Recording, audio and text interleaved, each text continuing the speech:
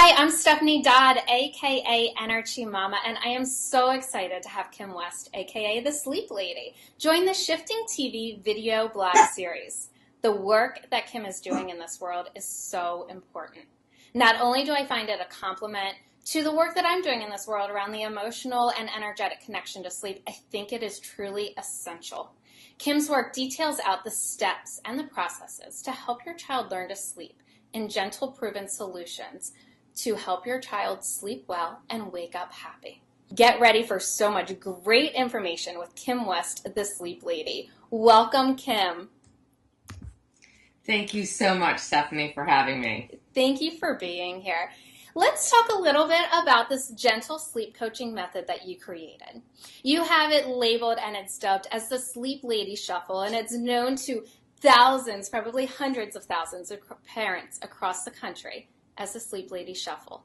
And it works by slowly moving your way out of the room while teaching your child how to fall asleep on their own. Now, do you consider this to be the most successful sleep training method out there?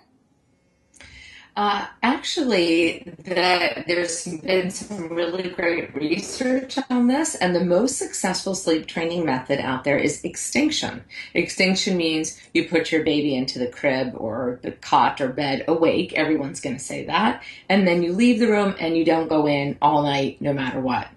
The problem with that is that it's right? But the reason why it's so successful is that we, the parent, can't go in and sort of mess it up. Like, oh no, maybe he's hungry, maybe, she feels abandoned, and maybe we pick them up and then they fall asleep in our arms, or we feed them to sleep, and we basically are inconsistent.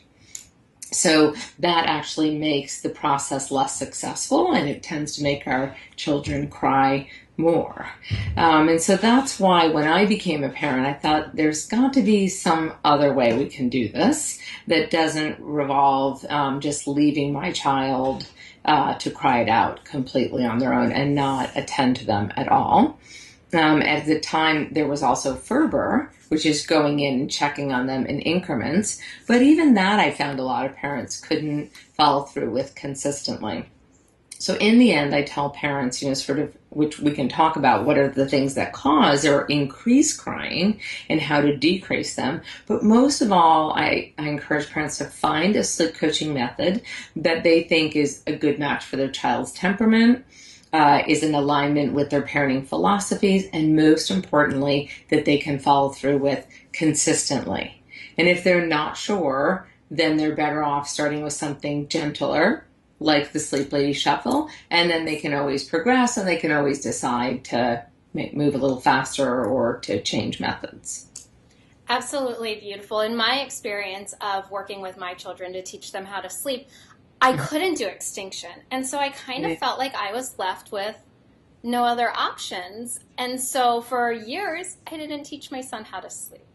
Yeah. And then I came across many different methods, and your method is the one that we really put into place. And it was such a success that at that age, he was over 2 years old at this point. Yeah. We were truly able to really do it without a lot of fuss, without a lot of tears. But I know that there are specific steps and key processes to being able to implement this sleep shuffle. So what are some of the key elements in your program that you teach parents? So I always teach parents that I say the things to do before you start sleep coaching to set yourself up for success, which is also in my book, and some of the steps are on my blog. So the first one, of course, would be, not that we'll go through all 10 now, but some of the key ones is to make sure you've ruled out underlying medical conditions. You have your pediatrician support ready to rock and roll with the sleep coaching. And that you also start on a night, not in the middle of the night, but at bedtime after a great day of naps, because daytime sleep helps you set your child up for better nighttime sleep. And then a good or age-appropriate bedtime, which is usually has to be early enough. Most children really globally go to bed too late or are missing their circadian rhythm, that natural bedtime window. And so you have that soothing bedtime routine. You start at bedtime because bedtime is the easiest time to learn to put yourself to sleep. You sort of have everything going for you. You have darkness, which helps cue the body to secrete drowsy making hormones. Hopefully you're more with it than we are in the 2 o'clock in the morning as parents. And then you put your baby in the crib or cot or bed, depending on what they're sleeping in, and you, of course, awake, and you stay with them, and you offer physical and verbal reassurance, and you can pick them up to calm them down, and then you slowly reduce your intervention, if you will, what you do to or for your child to help them calm down and go to sleep, and then we slowly move away over the course of 10 to 14 days. Beautiful. And I love that in your book, you detail out very specifics of each of these steps. So when we talk about having good daytime naps, you give advice and suggestions on what to do if you're not getting those, such as, kind of do what you need to implement that so that you can start this process. And so I think that what you just shared with us is amazing information. And I love, you kind of give paragraphs and details on each of those steps in all of your books. So let me ask you, if the success of sleep coaching is really then dependent on us, the parents, right, by providing this consistency, how easy is it for parents to stay consistent? And what tools do you find are necessary for this to flow with ease for parents? That's a good question. That's a big question. Maybe before I get into talking a little bit about consistency, let me just say 2 other things that I think are helpful for us as parents. One is that we're a united front with our partner. And oftentimes my ideal when I do a consultation with a family is to meet both mom and dad or both parents and caretakers together. And we create a plan. If there's any conflict or, the parents can't align even with good coaching from me, then I usually say, well, do I have one parent on board, and will the other parent agree not to sabotage the other parent's efforts and be at least emotionally supportive? Which most of the time I can get a couple there. And then so united front is important, right? You can't have, mom doing the shuffle and dad going in and holding the baby to sleep, because that will cause confusion and it's just not fair to the child. And really I tell parents, if they can't be united, I'd rather them wait until they can.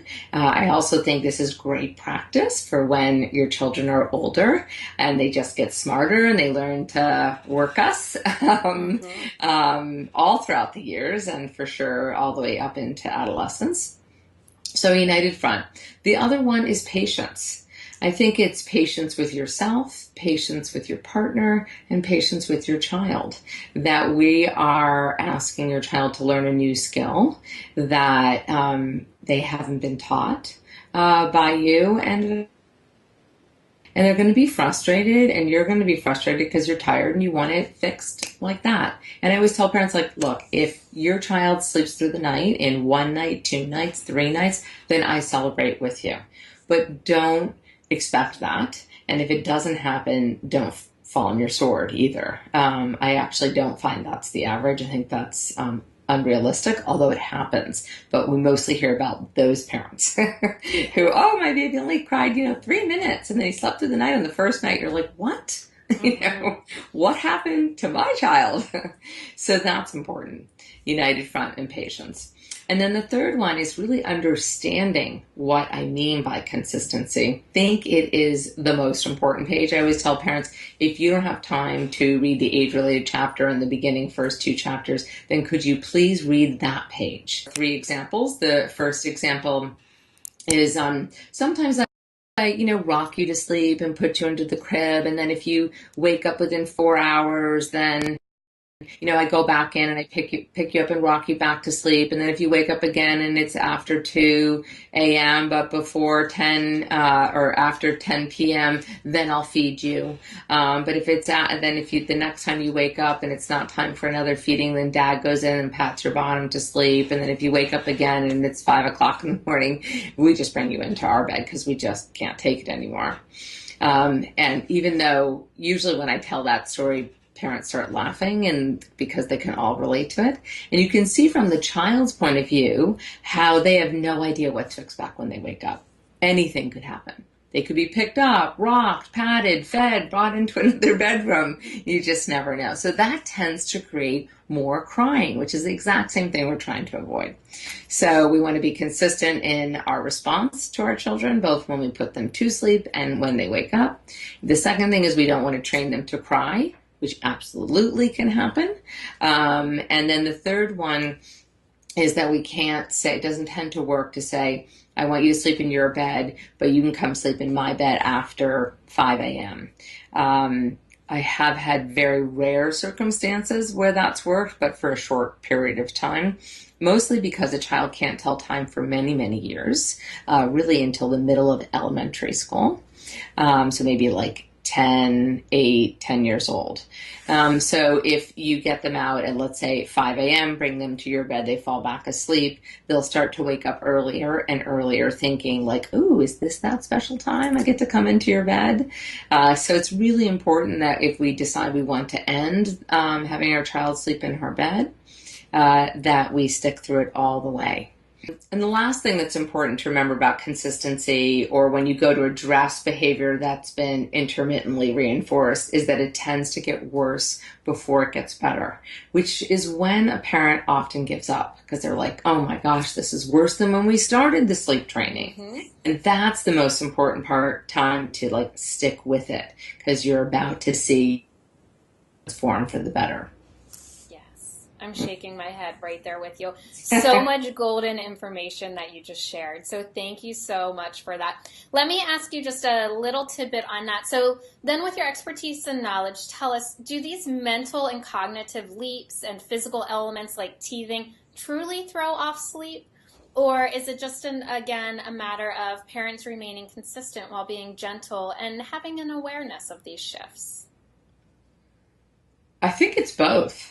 I think we do and should and ideally strive to have an awareness of what's going on with our child and awareness of the incredible milestones they're making in the first 3 years of their lives.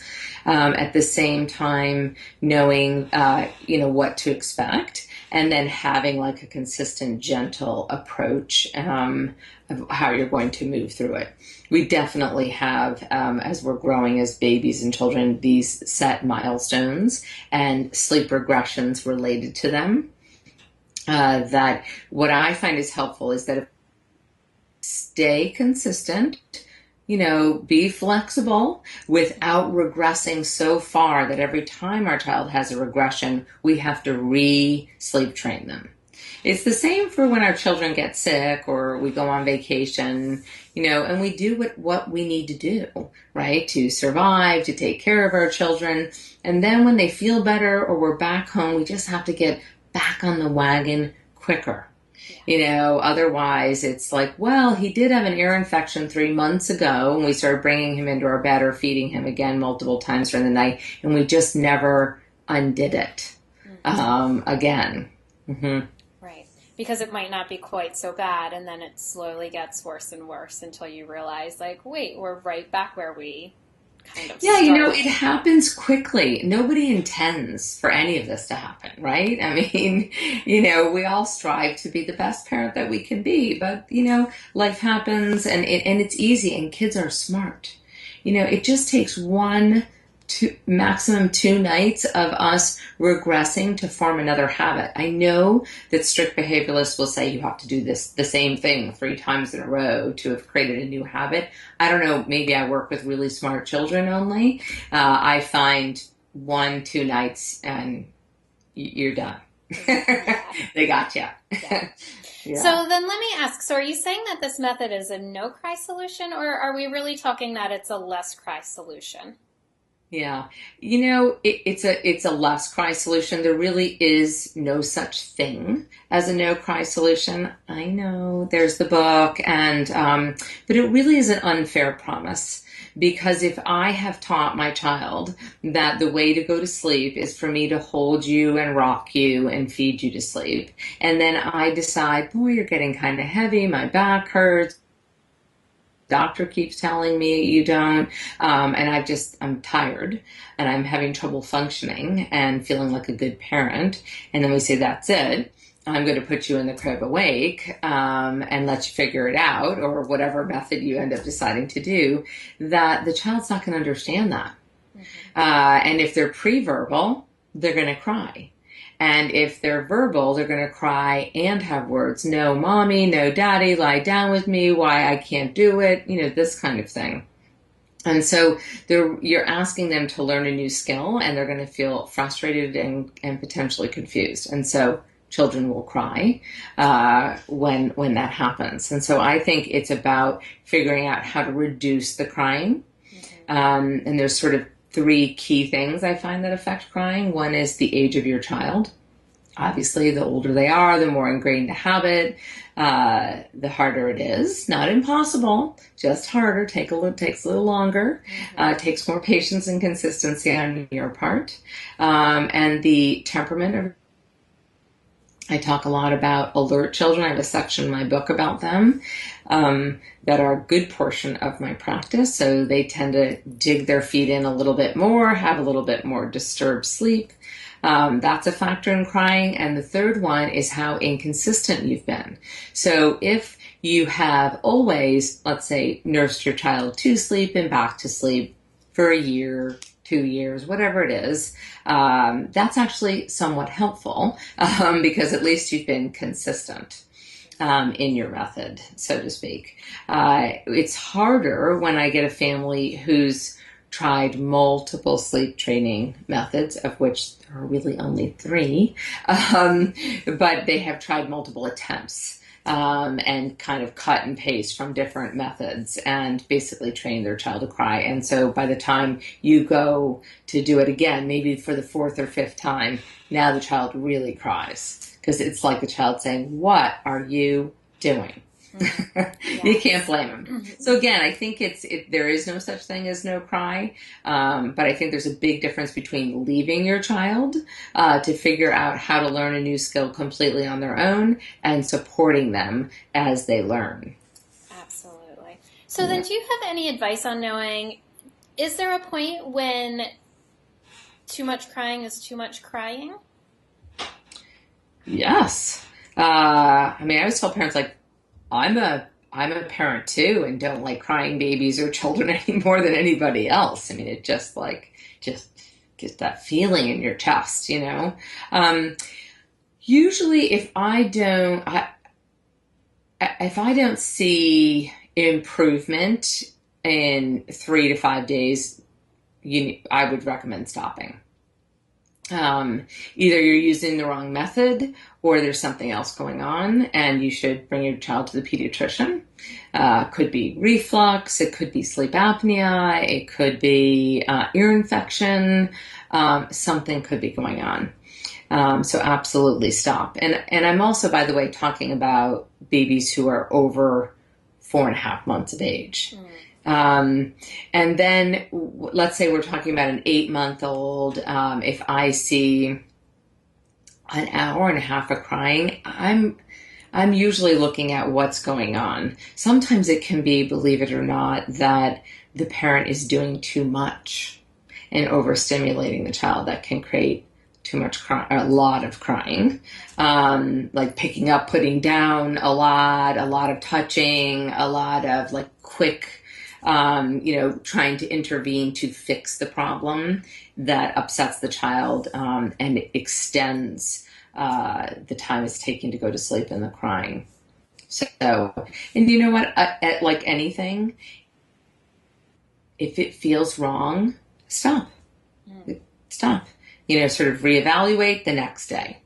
Right. I There's don't always think you that. should be, stop and go throughout a night. That will tend to make the problem worse. And then 4 years ago, I started to train other coaches because there's only so many families that I could help, and I really wanted there to be well trained sleep coaches who know how to customize and create an individualized plan, and also who know when to refer a family out to an alternative specialist when perhaps the problem, as an example, is not a behavioral sleep problem, but the sleep problem is a symptom of a different problem. Absolutely. Yeah. And being able to recognize when that outside help Right. is needed and important. I think a lot of us think sleep issues as something that occurs, in infancy with little Yeah. babies, yet they're really mothers and fathers and caretakers of children that are still struggling after 1, 2, sometimes even 3 or 4 more years. So, Yeah.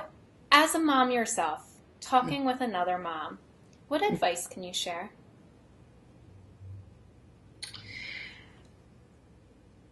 I think that so many of us as parents feel guilty for wanting something to be different, like maybe we're tired of sleeping with our child and we want it to end, or we we want to have different boundaries now than we had before, or we feel like a failure. That it's our fault that our child doesn't sleep well. And sometimes it's for very good reasons. That I've seen so many parents of babies who had a tough beginning. If it's not a serious medical condition, it could just be undiagnosed reflux for many months, or a milk protein allergy that caused lots of screaming, or postpartum depression. That's very, very common. And that by the time, they either get it treated or realize it or reach out for help, it may have been several years and they feel like it's not fixable. And it is. It's always fixable. I really do believe. I just think that if it's not 100% fixable, it's improvable. If that's even a word. It can be better. And it's just to have hope. And I always tell parents, like, I will hold the light at the end of the tunnel for you until you can believe that it's there yourself. So often I hear them say, Kim, we're going to be the family that breaks your success record. And I say, well, I hope not so much for me, but for you. And then at the end, they're saying, I never thought it could be any different. And so I think it's that is to have hope and to know that things can be better. Yeah. Absolutely beautiful. Your books can be purchased directly on your site. They're available on Amazon. I will put a link up on ener-chimama.com to purchase your books. And then we'll also put a link up. Visitors can download the first 2 chapters free of your book so that they can kind of read through it and get that advice. I also want to mention that on your site, thesleeplady.com, you have tons of videos answering questions from all across the world, and you really touch on everything from babies to toddlers to teething to vacations to just so much wonderful information. So thank you for putting that out there for parents, and thank you for really changing the world and how we view the importance of sleep. Thank you, Stephanie. Yeah, thank you. So nice to have you on, Kim. Nice to be here. Thanks for inviting me. You bet. Bye-bye. Bye-bye.